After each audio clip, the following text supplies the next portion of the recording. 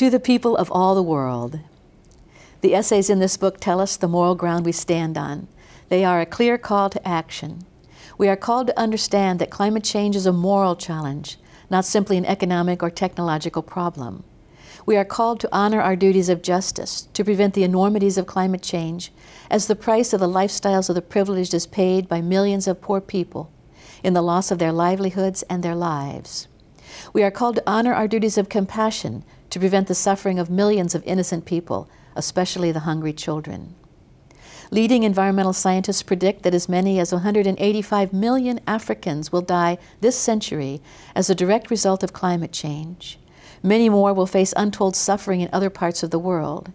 As I write, famine is increasing. Flooding is increasing, as are the disease and insecurity caused by water scarcity around the world. Climate change is real. It has begun. The countries that are the least responsible for causing climate change are paying the heaviest price.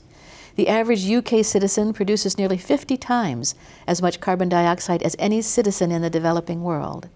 And in the United States, the production of carbon dioxide is significantly higher. This is a serious injustice.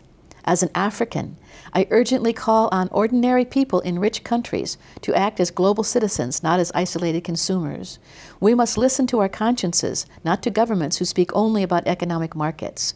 These markets will cease to exist if climate change is allowed to develop into climate chaos. We have a big problem to solve. Climate change is a global threat that will affect my generation surely, but will prove to have a devastating effect on my children, not to mention my grandchildren and great-grandchildren. All scientific prognoses show that the continent of Africa will be severely harmed if we do not act now. The consequences will be conflicts and instability, which we must avoid at any price. Our experience in South Africa confirms that if we act on the side of justice, we have the power to turn tides. Industry, government, civil society, and you and I, we can all make a difference. Raise your voice.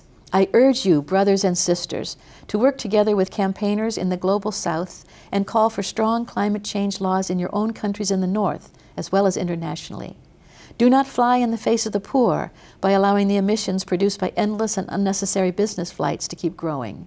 Insist on an 80% cut in your national emissions and hold your governments to account. In matters of climate change, as in all our lives, our obligation is clear. We must do unto others as we would wish them to do unto us. Thank you for caring. Thank you for acting.